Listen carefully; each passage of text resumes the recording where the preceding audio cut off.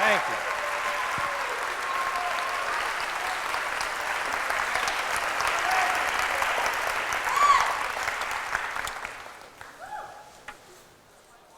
Good evening. Testing, testing. Good evening. Y'all can stay seated.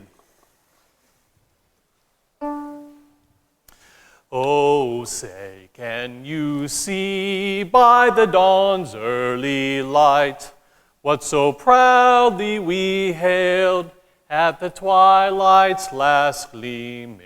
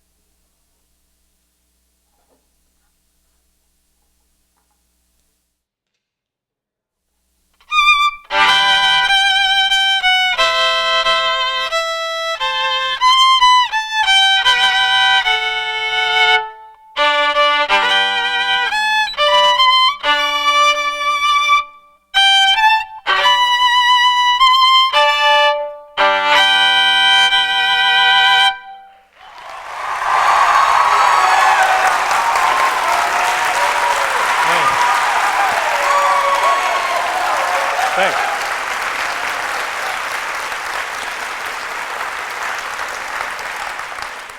Thank you. As Fran announced, my name is Doug Droste, and I'm Director of Orchestras here at Ball State University here in Muncie, and Director of the Muncie Symphony Orchestra and Conductor of the Summer Symposium Orchestra. Welcome to my town. Welcome to my university. I am so happy, we are so happy here at Ball State to have all of you on our campus. And I invite all of you to get to know us as best as you can, because we want you to consider us for your college after you graduate. So you're staying here in our dorms, you're eating our dorm food, getting to know our campus. I hope you'll consider us after you graduate. I want you to know a little bit about background. I come from a musical family, and my mom was a choir director for 25 years, public school and church. My father was a college band director. He was director of the Ohio State Marching Band for 13 years. Go Bucks.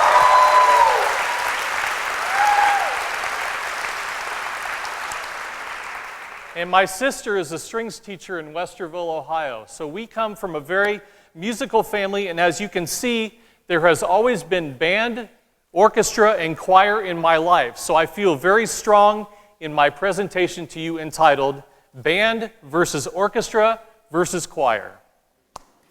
In order to understand all three, here is the mentality of each as I see them. The band, you all play in concert band, you all play in marching band. Some of you have a love for DCI, which we will see on Friday night.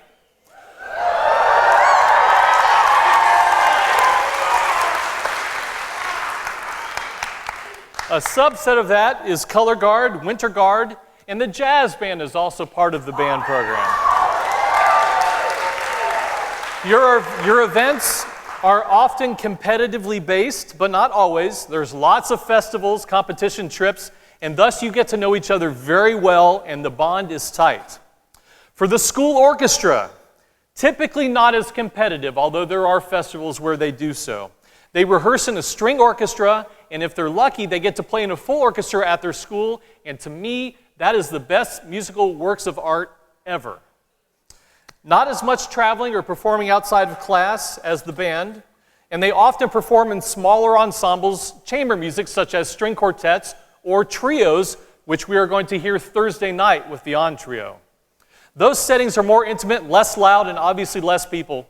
Strings are harder to play and takes more time to develop a good sounding ensemble. For our choir friends, they sing in concert choir, glee club, or show choir, often with dancing. Easier for them to travel, no instruments, not necessarily always competing. Many of them love Broadway and musical theater and are able to perform in roles while still in high school. And that often leads to a love of opera, which gets more involved in college as voices mature and develop. All of these disciplines often share students, space, and resources in a high school. Yet I know there are divisions and jealousies because I see them on a regular basis.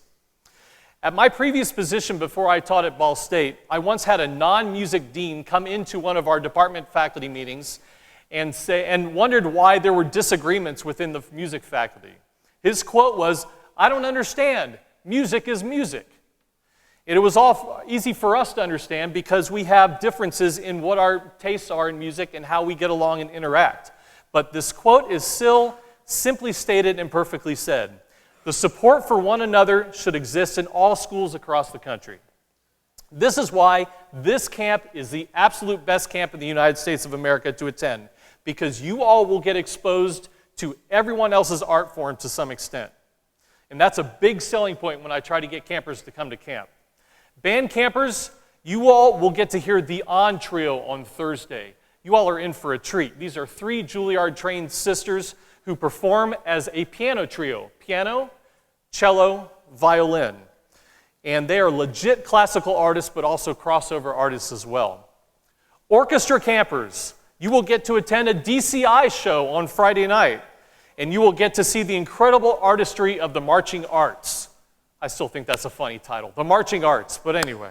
You'll get to understand what Madison Scouts, Carolina Crown, Phantom Regiment,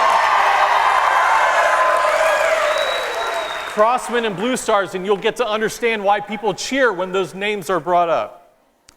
Everyone here will get to hear a singer, songwriter, saxophonist, Grace Kelly, on Wednesday. She is 26 years old. She has appeared on TV, won awards, and featured by Vanity Fair as a millennial shaking up the jazz world. This exposure this week will hopefully open your eyes to a new world and appreciation for other musical forms. As a leader of your school band, orchestra, or choir, it is important to set this example. Specific to my profession is conducting. How many of you will be serving as a conductor sometime this next coming school year? Being a conductor is the absolute, in my opinion, absolute epitome of serving as a leader, especially when conducting your peers.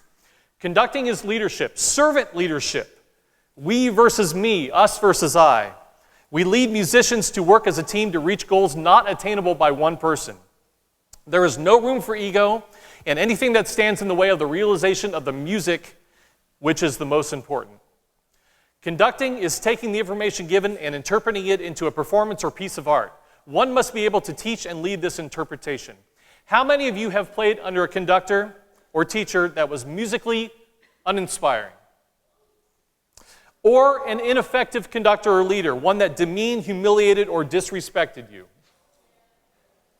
In my own words, these people are posers, not true to the music, others, or themselves. This is why leadership within music is incredibly difficult and different from that of sports. Music is an emotion or feeling and an academic subject. It's personal because music is special. It's that indescribable art that touches your soul. Throughout this week, I want you to ask yourself these questions. Why is music special to you? Why are you here at Symposium? I have a feeling that you are here because music makes you feel in ways that nothing else does. Music also builds relationships. You'll experience these close relationships if you haven't already. How many of you have met someone today and feel like you've known them all your life? It's because of music.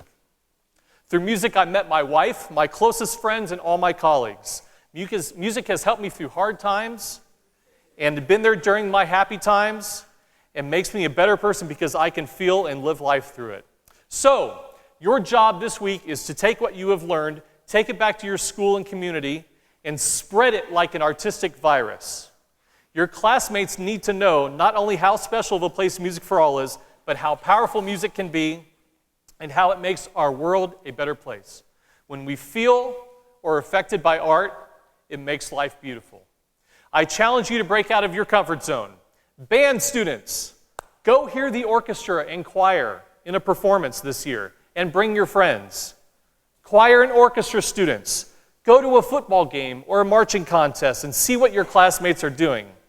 And you'll see, if you're smart, and I know you are, you'll realize this ever so important correlation. If you treat your colleagues playing different music on different instruments with respect, you may just treat people who look different and talk different with respect. You see, it's actually an example of life. Thank you.